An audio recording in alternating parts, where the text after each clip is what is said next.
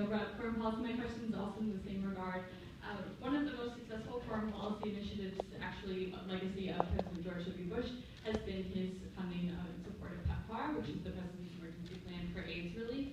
And I was a teacher last year in Tanzania at a women's business school who taught health, and I've seen the success that PEPFAR has had in sub-Saharan Africa and Tanzania specifically.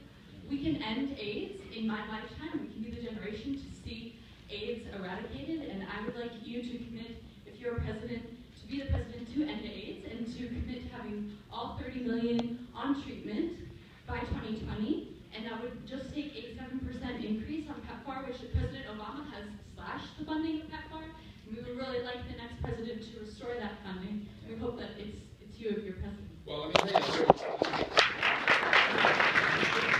I've already done that as a senator. I called for that, and I've been very involved in supporting that program. And I want to give credit to an organization called One, which I worked with very closely on that issue. And I absolutely, just for those of you that aren't aware, George W. Bush created this program of funding for treatment for HIV/AIDS in the African continent. And today there are literally countries in Africa where there are millions of people alive because of you. They're alive because of you, the American taxpayer. This is an extraordinary achievement from a moral perspective, but also from a geopolitical perspective. It is not going to be easy to turn these people into anti-American jihadists after they know that the reason why they're even alive is because the American taxpayer funded antiviral treatments.